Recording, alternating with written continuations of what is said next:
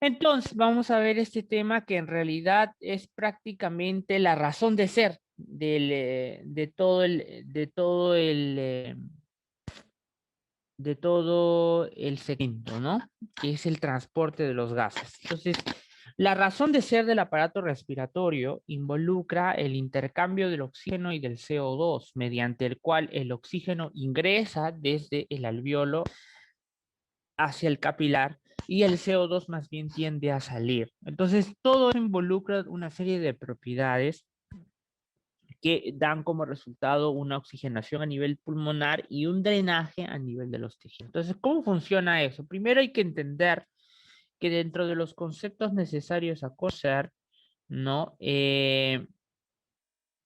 Vamos a ver que el alveolo, ¿no? Habitualmente, ¿cómo hago para ocultar esto que está? Ya, a ver. El alveolo normalmente, ¿no? Como ustedes van a ver, se renueva lentamente por el aire atmosférico, ¿no? ¿Se acuerdan ustedes que yo les había mencionado que cuando nosotros inspiramos toda la cantidad y aumentamos un volumen hasta, habíamos dicho, hasta 5.800 aproximadamente mililitros en total en todo el pulmón, y por lo tanto el aire que se inspira, solo una pequeña cantidad es la que hace el intercambio gaseoso y la demás es lo que se considera como el aire, ¿se acuerdan ustedes? El espacio muerto fisiológico, el espacio muerto anatómico, ¿no? Entonces, de esos 2.300 aproximadamente que ingresan en cada respiración, solo 3.500 mililitros de aire nuevo entran en los alvéolos en cada respiración normal. Y se expira hasta misma cantidad del aire alveolar, ¿no? Entonces, ahora, cuando yo voy inspirando y expirando, si solamente se cambia 350 mililitros de aire aproximadamente y yo he inspirado hasta 2.300 en cada inspiración, entonces, por lo tanto, muchos quiere decir que el aire que se queda se va cambiando poco a poco en cada respiración. O sea, ese aire que se ha quedado en los espacios muertos, vías aéreas, en los alvéolos que no están bien fundidos, etcétera, se van recambiando lentamente. De tal manera que miren ustedes, en la figura número 40.2, ustedes pueden ver que con cada respiración, las moléculas de gases del aire que uno ha inspirado en primera instancia se van renovando lentamente prácticamente hasta la respiración número 16.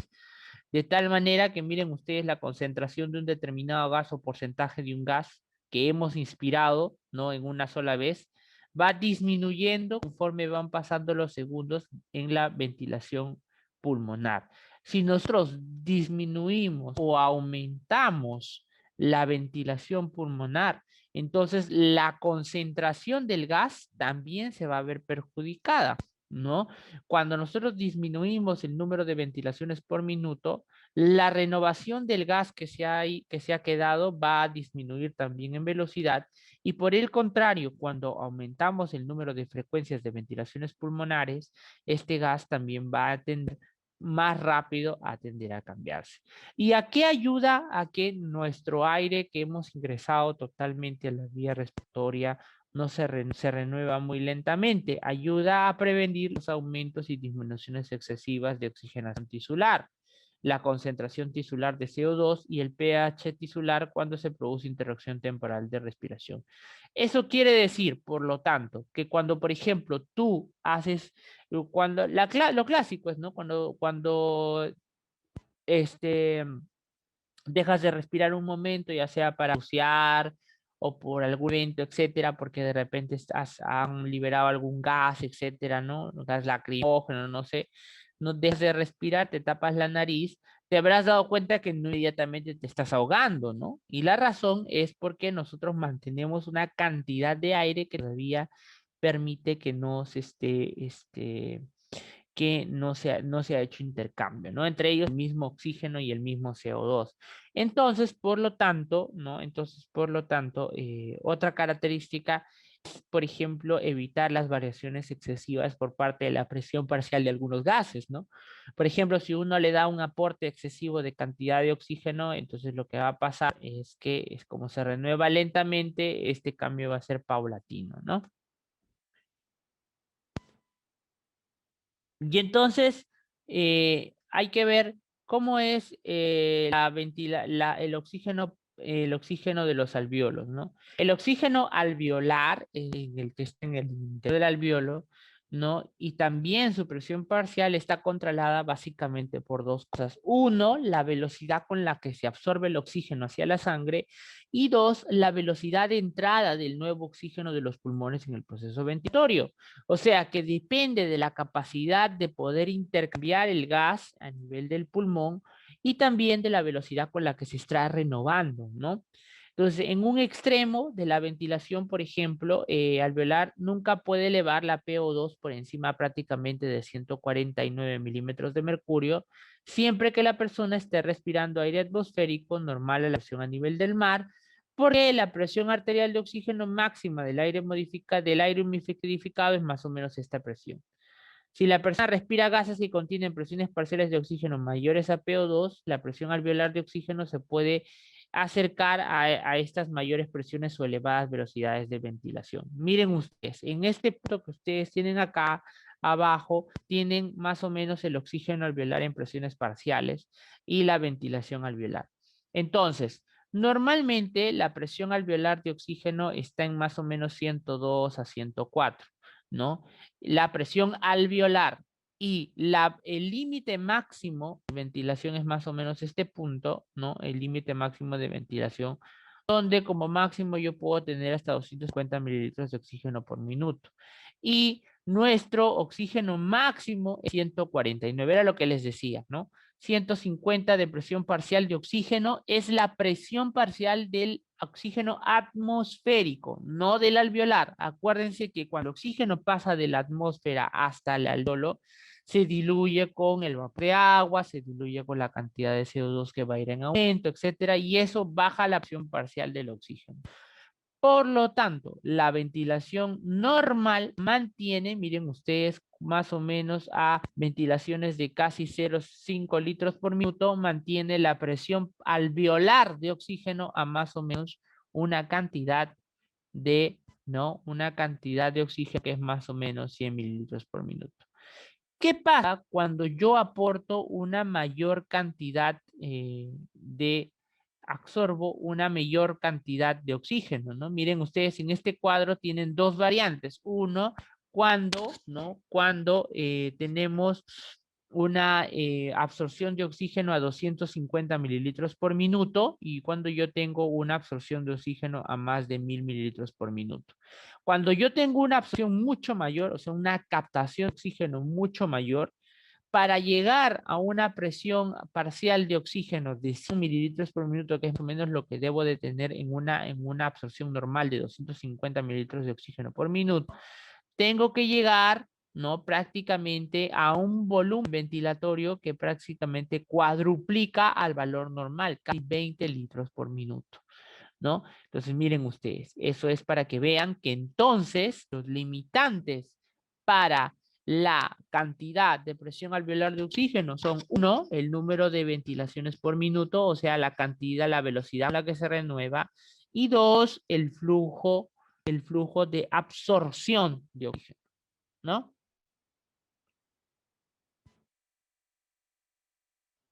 Ok, ok. Listo. A ver, vamos a ver, Marqués. Ahí están.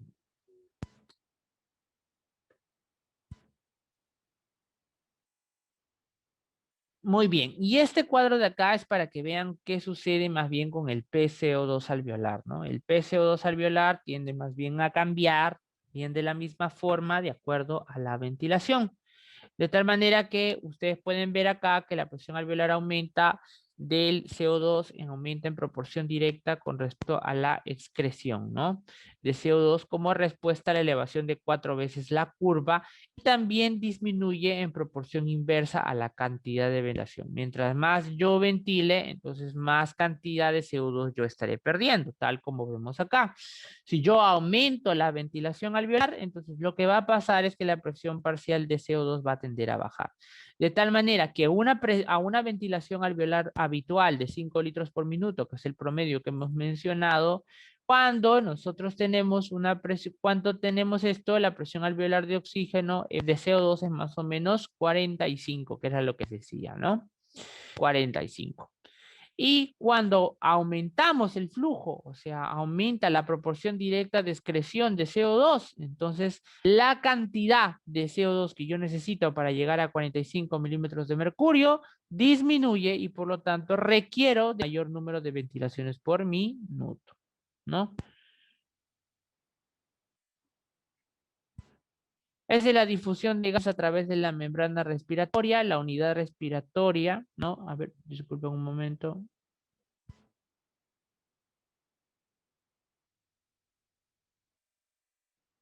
Ya, entonces, como les decía, la unidad respiratoria, ¿no? ¿Cuál es la unidad respiratoria? La unidad respiratoria es el bolillo respiratorio, en el del cual yo tengo aproximadamente, ¿no? Una unidad formada por un bronquiolo y además lo que son los alvéolos o sacos alveolares, ¿no? Y entonces aquí un componente importante es cuál es los límites o cuál es el limitante para poder provocar el intercambio gaseoso. Y aquí la responsable es la membrana respiratoria, ¿no? Que es básicamente una capa o una pared de fluidos, ¿no? Que contiene el surfactante pulmonar, ¿no? Y que está a la par de los alvéolos y que reduce la tensión superficial, ¿no? El epitelio alveolar, que está formado básicamente por el neumocito tipo 1, ¿no? La membrana basal, ¿no? De este alvéolo, que es este que ustedes pueden ver acá, el muy pequeño o escaso espacio intersticial, que es el que ustedes ven de rosado, ¿no?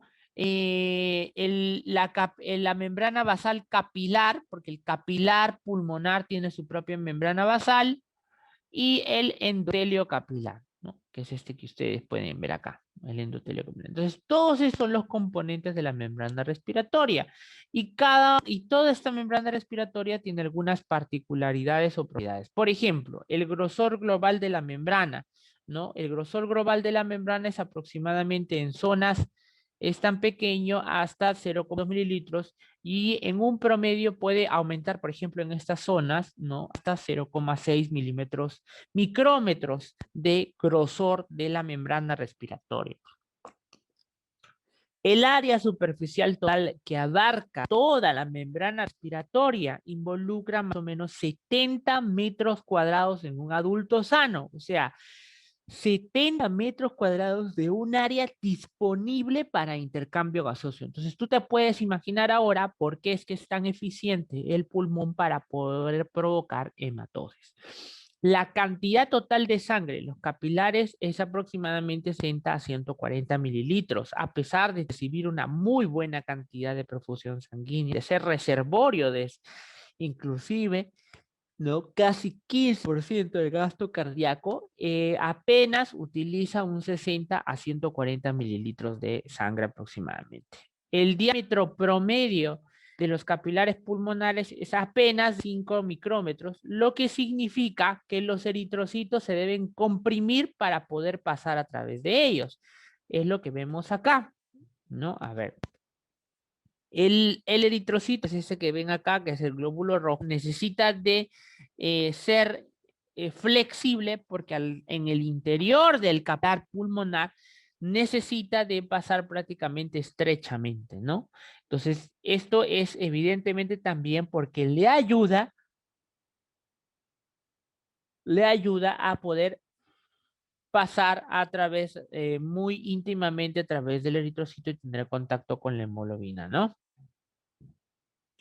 De hecho, como ustedes pueden ver acá, habitualmente la pared o la membrana del eritrocito toca lo que es la membrana alveolar y por lo tanto también se da ahí el intercambio gaseoso, ¿no? Entonces, ¿cuáles son los factores que intervienen en la velocidad de difusión gaseosa a través de la membrana respiratoria? El grosor de la membrana, el área superficial de la membrana, o sea, cuánto de área está disponible para difusión gaseosa, el coeficiente de difusión del gas en la sustancia de membrana. Eso quiere decir que un gas no es tan difusible como otro. Por ejemplo, el CO2. Hemos dicho que la capacidad de difusión del gas, no, y de dilución es mucho mayor en el CO2, difunde hasta 20 veces más rápido que el oxígeno.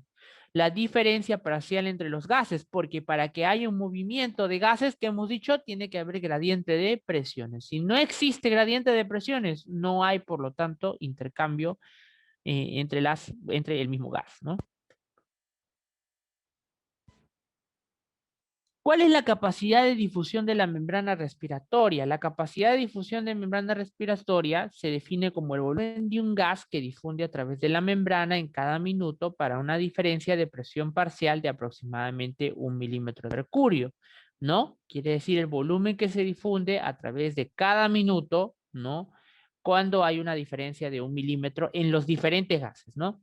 Entonces, en un hombre joven promedio, en condiciones de reposo, es aproximadamente 21 mililitros del gas por minuto por cada milímetro de mercurio de diferencia de presiones en el mismo gas. Por lo tanto, la diferencia media del oxígeno a través de la membrana respiratoria durante la respiración tranquila normal es aproximadamente 100 milímetros de mercurio, ¿no? 100 milímetros de mercurio, ¿no? Perdón, 11 milímetros de mercurio. Un total aproximadamente de 230 mililitros de oxígeno que difunden a través de la membrana respiratoria cada minuto, que es igual a la velocidad a la que el cuerpo en reposo utiliza el oxígeno. Durante el ejercicio muy intenso u otras situaciones que aumentan el flujo sanguíneo pulmonar y la ventilación, la capacidad de difusión puede aumentar inclusive a 65 mililitros por milímetro cuadrado, por milímetro de mercurio, ¿no? Entonces, como el coeficiente de CO2 habitualmente, a diferencia del oxígeno, es de algo de 20 veces mayor que el del oxígeno, gracias a la mayor capacidad de difusión que tiene el CO2, aproximadamente en reposo es de 400 a 450 mililitros por minuto por cada diferencial de presión parcial de milímetro de mercurio, ¿no? Entonces, durante el esfuerzo inclusive puede aumentar hasta 100 a 120 mililitros por minuto. Miren ustedes cómo va variando. Quiere decir, muchachos, que del oxígeno la capacidad de difusión, si bien es cierto, es buena, comparado al CO2, miren ustedes, la capacidad es mucho menor.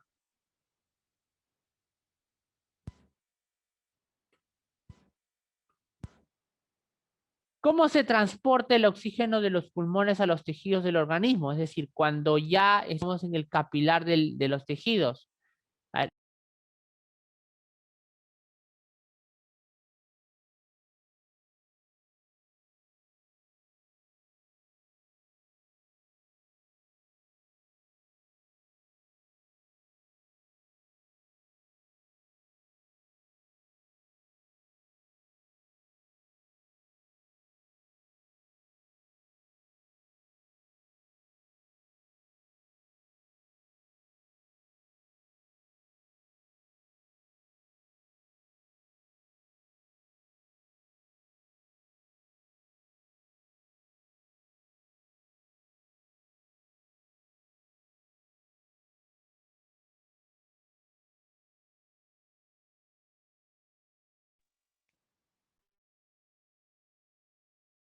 Muy bien, perdón, disculpen. Entonces, este cuadro que ustedes pueden ver acá establece las variables y las velocidades con las que el oxígeno intercambia sus gases, pero cuando estamos en un tejido periférico, no en el pulmón, ¿no?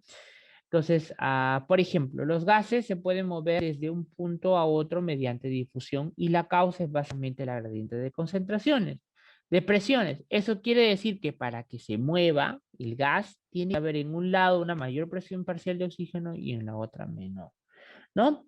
El PO2 en el alveolo normalmente es lo que les decía, 104, 100 milímetros de mercurio, ¿no? Y en el capilar arterial pulmonar, muchachos, en el arterial pulmonar, en la arteria normalmente hemos dicho que tiene sangre venosa, por lo tanto tenemos más o menos una PO2 de 40.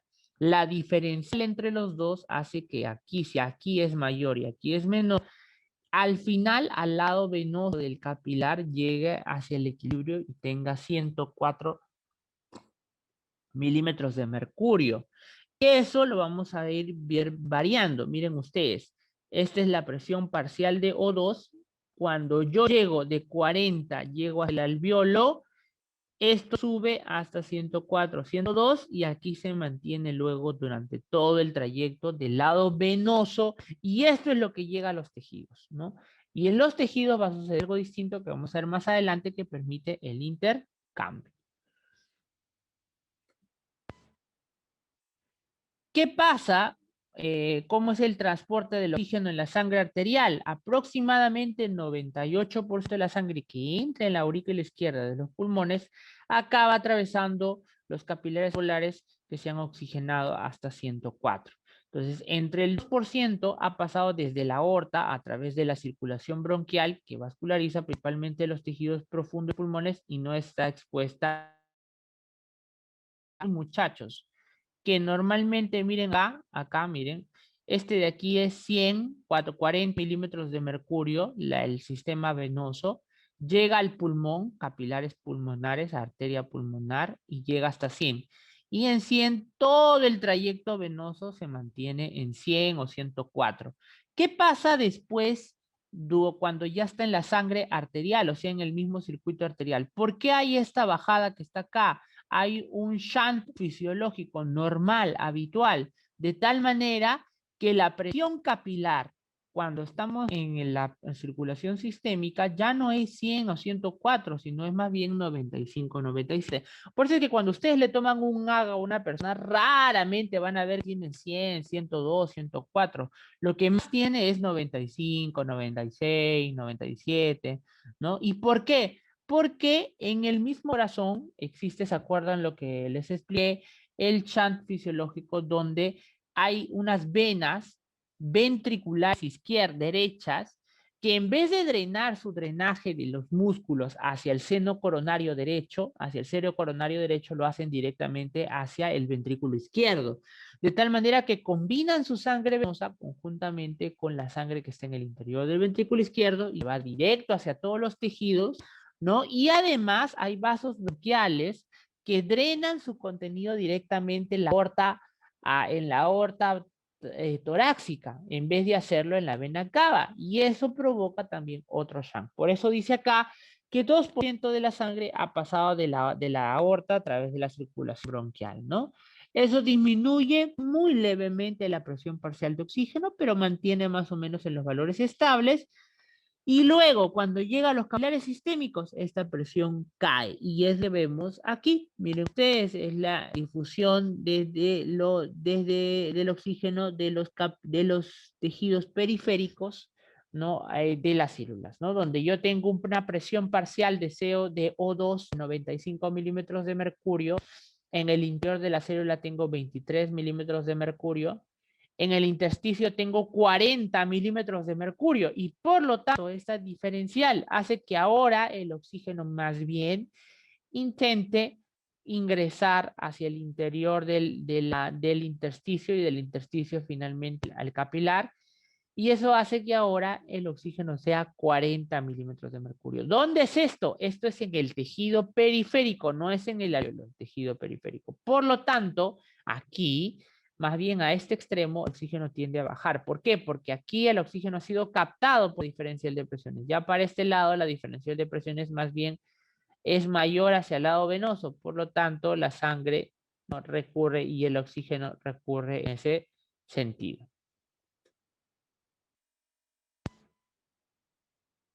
Esto es para que vean cómo se aumenta el flujo sanguíneo a través del tejido particular, no se transportan cantidades mayores de oxígeno hacia el tejido y por tanto el PO2 tisular aumenta. Miren ustedes, esta es la cantidad, ¿no? La cantidad de PO2 intersticial en milímetros de mercurio y este es el flujo sanguíneo.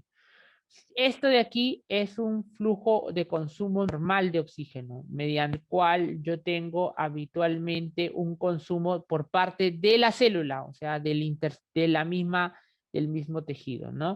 Yo tengo un punto donde yo consumo una cantidad de oxígeno determinado, no una cantidad de flujo sanguíneo. Mientras más yo consuma, ¿no? En el cuarto, al número de consumo del oxígeno, no tengo presiones parciales de O2 que van variando, ¿no? Desde a 400 a 150 a 0 prácticamente, ¿no? Entonces, el oxígeno tisular está determinado en el equilibrio entre la velocidad de transporte del oxígeno por la sangre hacia los tejidos y la velocidad de los tejidos utilizan el oxígeno. Eso es cómo sirve la variante del PO2 no intersticial, sino intracelular. Y aquí hay que ver que el PO2 intracelular de los tejidos periféricos siempre es más baja que los pilares periféricos, casi 23 milímetros de mercurio. Y en realidad puede ser inclusive tan baja como 1 a 3 milímetros de mercurio, porque el oxígeno intracelular no es tan importante como con respecto si lo es el del intersticio tisular. ¿Y por qué? Porque rápidamente el oxígeno está siendo consumido hacia la mitocondria y la mitocondria utiliza el oxígeno para poder generar el ATP.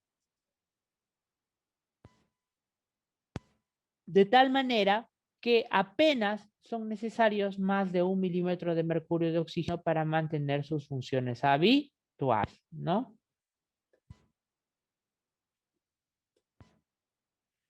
¿Y cómo es el transporte de CO2? El transporte de CO2 es que en todos los puntos de la cadena de transporte de gases, el CO2 difunde básicamente en dirección opuesta a la del oxígeno, ¿no? De tal manera que si hay una diferencia importante es básicamente al revés, ¿no? El PO2 acá más bien en el alveolo tiende a ser 40 y en el lado arterial tiende a ser 45.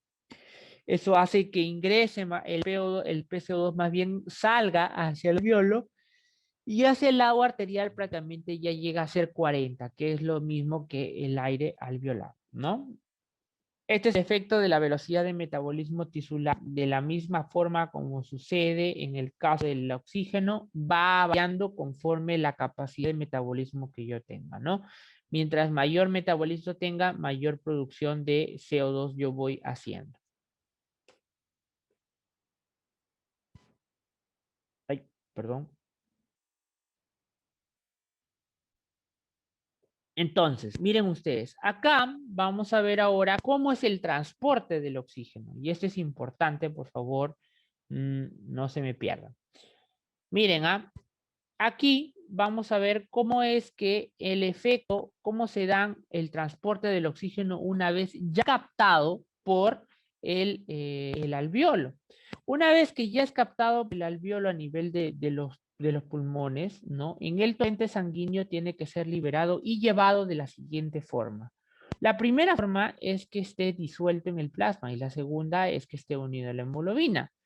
Cuando está disuelta en el plasma, la forma libre del oxígeno, ¿no? Y en los gases, que se conoce como la ley de Henry, ¿no? El PO2 habitualmente es poco soluble en agua, de tal manera que la cantidad que se transporta en agua diluida en el nivel del plasma es apenas 3%, ¿no? Cuando nosotros tenemos una presión arterial de 95 milímetros de mercurio, hay aproximadamente disueltos 0,29 mililitros de oxígeno en cada 100 mililitros de agua de la sangre. Y cuando la PO2 puede bajar inclusive hasta 40, o sea, cuando ya estamos prácticamente a nivel del mismo tejido, la proporción de oxígeno que está disuelta libre, ese 3%, es apenas 0,12 mililitros de oxígeno. A diferencia del oxígeno unido a la hemoglobina, conocido como la oxihemoglobina, en el cual la hemoglobina se une al oxígeno y de esta forma llega a transportar hasta el 97% del oxígeno disponible a través de la captación de los alvéolos pulmonares. Se establece entonces que por cada gramo de hemoglobina se puede transportar 1,34 mililitros de oxígeno. Y en condiciones normales solo se transporta 1,31 mililitros de oxígeno, por lo tanto, la saturación de oxígeno es aproximadamente 97,4%, no llegando habitualmente a saturar hasta 100%. Por eso nuestra saturación, que es lo que nosotros vemos en el pulsoxímetro, o ahora que se pone de moda lo del COVID, es 97, 98%. ¿no? Rara vez, por no decir nunca, llegamos al 100%, ¿no? Generalmente llegamos al 100% cuando ya están, por ejemplo, recibiendo alguna fuente de oxígeno suplementaria como máscara de reservorio, como máscara Venturi, etcétera, ¿no? Esto es de acá, es para que ustedes vean, ¿no? ¿Qué pasa cuando la PO2 es elevada, como en los capilares pulmonares, y el oxígeno se une a la hemoglobina? Pero cuando la PO2 es baja, más bien como en los capilares tisulares, el oxígeno tiende a liberarse de la hemoglobina. Entonces, esto, muchachos, es un efecto clásico que vemos, que no solamente se produce por el cambio de presiones a nivel venoso y arterial, a nivel de los pulmones y de los tejidos periféricos, ¿no? Sino que también tiene que ver con un cambio de la hemoglobina. Miren ustedes, cuando yo tengo una presión de oxígeno de 40 a menos y cuando yo tengo una presión de 100 a más, ¿no? La saturación de la hemoglobina tiende a cambiar. Miren ustedes, cuando yo tengo menos de 40, la pendiente cae por debajo. Eso quiere decir que la saturación de hemoglobina cae, lo que quiere decir que la cantidad de oxígeno disponible a unirse a la hemoglobina es menor. ¿Por qué? Porque en estos puntos donde la presión parcial de oxígeno es menor, yo no quiero que la hemoglobina permanezca unida al oxígeno, quiero que lo libere para que esté disponible para el uso de los tejidos. Entonces, la saturación de hemoglobina disminuye cuando hay una menor PO2 y cuando hay una mayor de PO2, la saturación de hemoglobina tiene que aumentar. ¿No? Eso quiere decir que la hemoglobina se mantiene en el interior, perdón, que el oxígeno se mantiene en el interior de la hemoglobina. Eso quiere decir que el porcentaje de hemoglobina unida aumenta progresivamente, aumenta conforme aumenta la presión parcial de oxígeno, ¿no? La sangre sale de los pulmones, entra a las arterias sistémicas, habitualmente tienen una PO2 de 95 y la saturación habitual es de 97. Por el contrario, cuando la sangre venosa vuelve desde los tejidos periféricos es aproximadamente 40 milímetros de mercurio y en este caso la saturación de ser 75.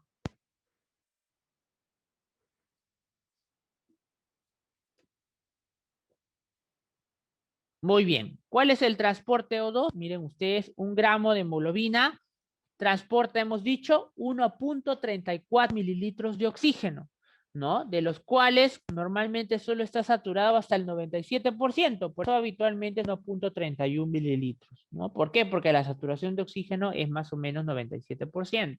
Entonces, si un decilitro de sangre tiene 15 gramos de hemoglobina, quiere decir que en un decilitro de sangre yo tengo 20 mililitros de oxígeno. Si yo solamente saturo el 97% de la hemoglobina, o sea, no es el 1.34 por cada gramo, sino 1.31, y yo tengo 15 gramos de hemoglobina, entonces quiere decir que saturando 97%, es decir, en la saturación normal, yo transporto 19.4 mililitros de oxígeno. Hay algunas variantes que uno puede sacar, lo que se conoce como la cantidad total de oxígeno arterial. ¿Cómo se calcula? Multiplicando la cantidad diluida en 1 gramo de oxígeno, o sea, de hemoglobina, que es 1.34 mililitros, por la cantidad de hemoglobina, por la saturación de oxígeno sobre 100, o sea, cuánto es la diferencial de saturación, más la presión alveolar de oxígeno, perdón, la presión arterial de oxígeno por la variante que es 0,0031, ¿no? Y la difusión o la diferencia de oxígeno se conoce como la cantidad de oxígeno por el gasto cardíaco. Muy bien.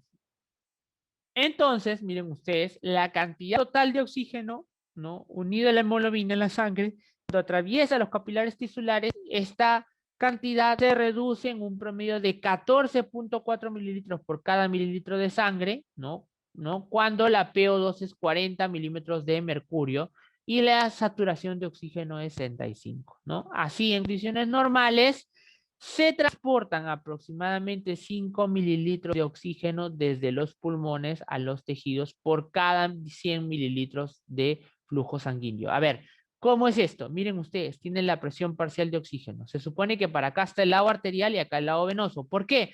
Porque acá tengo de más de 97 milímetros de mercurio y acá tengo menos de 40. Muy bien. Si este es el lado venoso, entonces miren ustedes cuánto tiene de oxígeno de porcentaje en la sangre, ¿no? Tenemos más o menos un 15%, ¿no?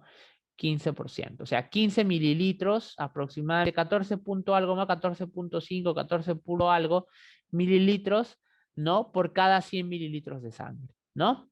Este es en el lado venoso. ¿Cuánto aumenta en el lado arterial? Miren ustedes, aumenta hasta 19. ¿Se acuerdan ustedes lo que habíamos dicho acá? ¿Sí? Miren ustedes, hasta, ¿no?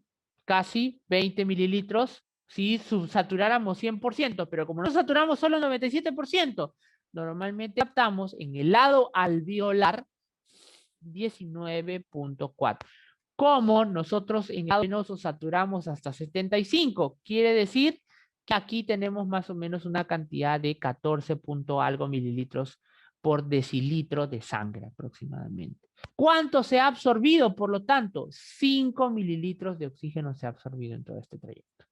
Entonces, el coeficiente de utilización es el porcentaje de sangre que cede oxígeno cuando pasa a través de los capilares tisulares.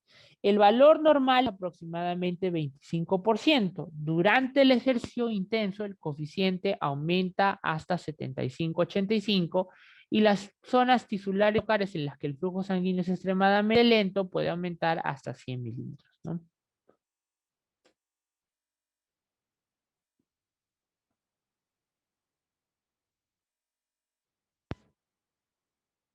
Entonces, la hemoglobina, ya, la hemoglobina se llama como amortiguador tisular. ¿Por qué cumple una función de amortiguador tisular? Porque para que se liberen 5 mililitros normales de oxígeno por cada 100 mililitros, el PO2 debe disminuir hasta aproximadamente 40 milímetros de mercurio para que yo llegue a liberar 5 mililitros de oxígeno, ¿cierto? Entonces, durante el ejercicio intenso, se debe liberar desde la hemoglobina a los tejidos cantidades adicionales. Quiere decir que hasta 20 veces en el, en el ejercicio intenso, ¿no? En el ejercicio intenso. La concentración de oxígeno, ¿no? Al de oxígeno alveolar puede variar mucho desde 60 a 500 milímetros de mercurio, dependiendo de la fuente de oxígeno que yo tenga.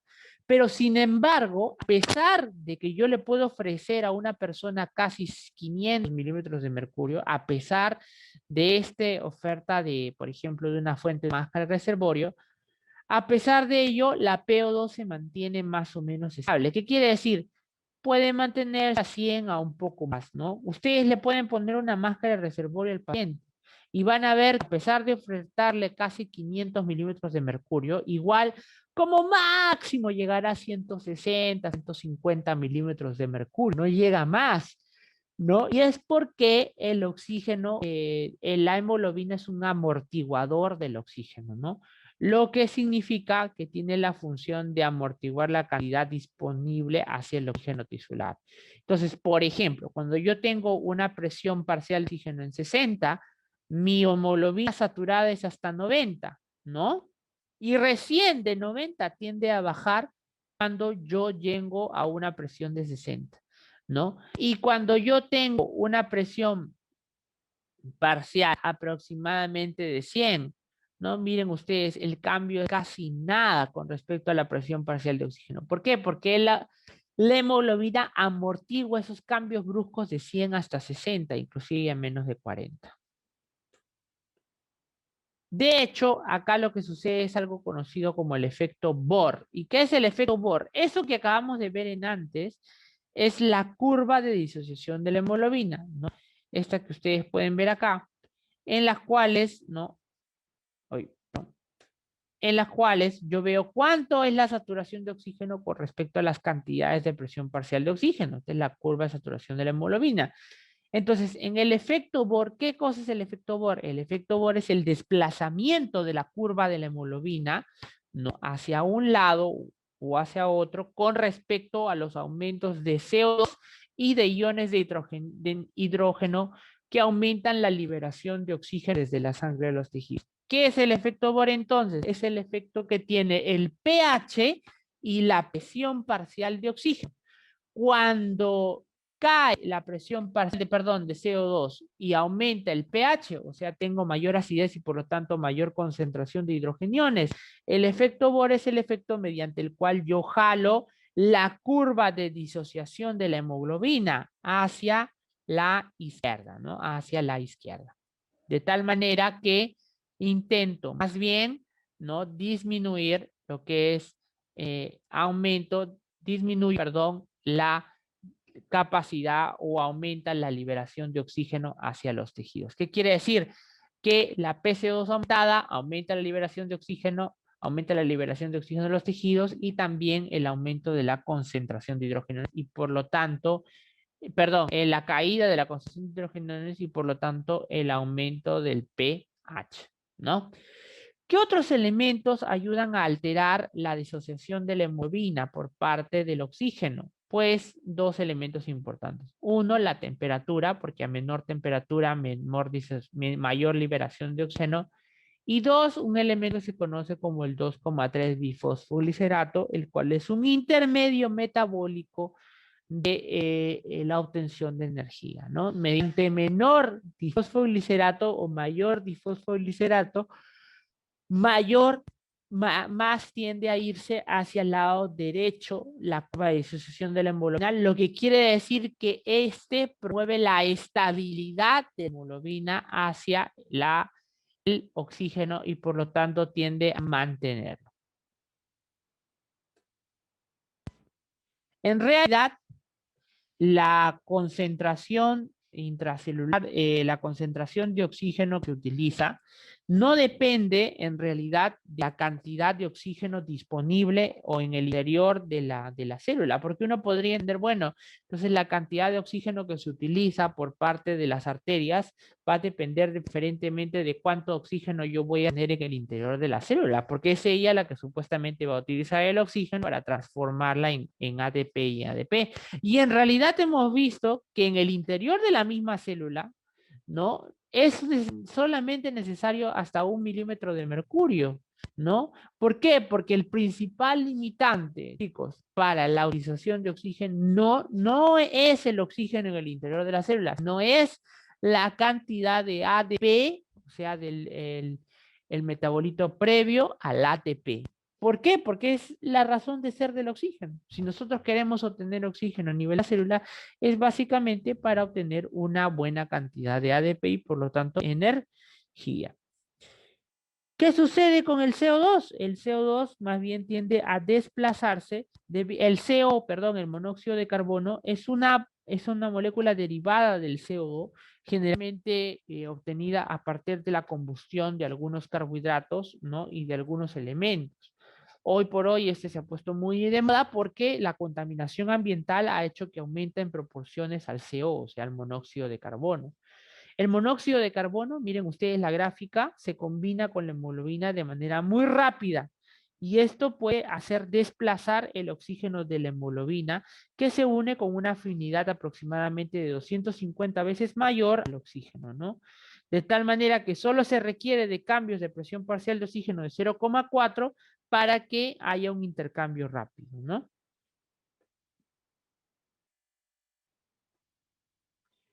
¿Cómo es el transporte del CO2? El CO2, muchachos, se transporta básicamente de tres formas. O bien lo hace disuelto en el plasma, solo en un 7%, o bien lo hace en forma de bicarbonato, o bien lo hace en forma de cargamino, en un 23%. Quiere decir, unido a la hemoglobina. Cuando lo hace en forma de bicarbonato es porque ustedes pueden ver que cuando el CO2 llega al interior de la sangre, se une a la molécula de agua y gracias a la acción de la anhidrasa carbónica, en algunos casos, o lentamente sin la anhidrasa carbónica, se transforma en ácido carbónico y el ácido carbónico a su vez se disuelve en hidrogenión más bicarbonato, ¿no? De tal manera, muchachos, que por cada decilitro de sangre, nosotros transportamos 4 mililitros de CO2, ¿no? Entonces, el PCO2 En la sangre venosa, que es la sangre que proviene de los tejidos, tiene hasta 45 milímetros de mercurio, y en la sangre arterial baja hasta 40 milímetros de mercurio. En realidad no es tanto, ¿no? La cantidad de CO2 disuelto en el líquido es más o menos de sangre a 45 milímetros de mercurio. O sea, en el extremo venoso es aproximadamente 2.7 mililitros por decilitro. O sea que por cada decilitro de sangre, ¿no?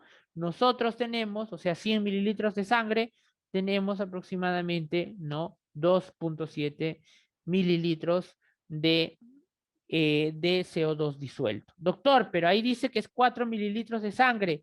No, ese es de 4 mililitros del CO2 total. Estoy hablando del CO2 disuelto sin estar unido a hemoglobina o transfundido finalmente en bicarbonato, ¿no? Entonces, la cantidad disuelta 40 llega hasta 2.4. Por lo tanto, solo se transportan alrededor de 0,3 mililitros de CO2 en forma disuelta por cada 100 mililitros de flujo sanguíneo. Y esto es aproximadamente el 7% de todo el CO2 que se transporta normalmente, ¿no? Esta es la forma en la que se transforma. Miren ustedes, vean ustedes en el eritrocito, ¿no? 5% va disuelto, 21% está en forma de carbamino, o sea que se une a la hemoglobina, y 63% está en forma de bicarbonato. Ya disuelto en la misma sangre, miren ustedes, pero esto es en la sangre, esta es otra historia.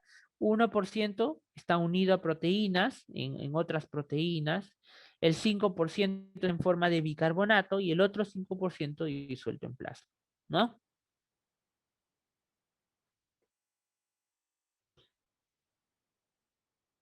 La curva de disociación del CO2, miren ustedes, tiende a ser menor, en la curva es más que todo lineal y se relaciona de forma directa prácticamente con el PO2, miren ustedes.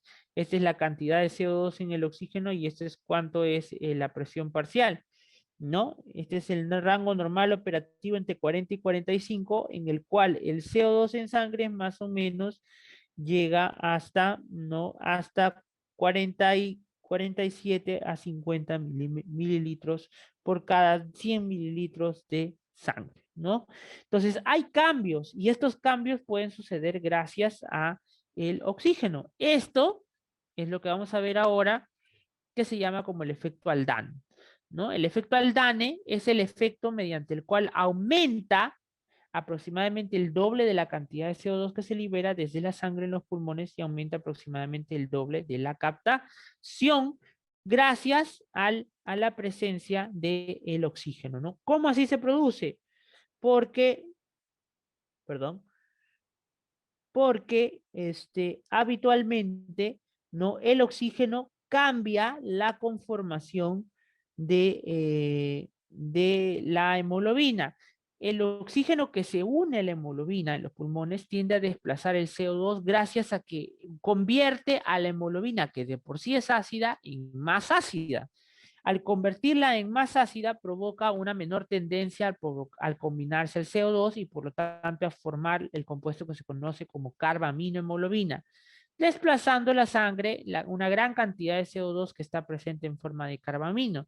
Esta mayor acidez que sucede en la hemoglobina también hace que se libere el exceso de hidrogeniones y estos iones se unen a los iones de bicarbonato para carbónico que después se disocia en agua y CO2 y el CO2 finalmente se libera hacia el plasma, ¿no? Eso es el efecto Aldane.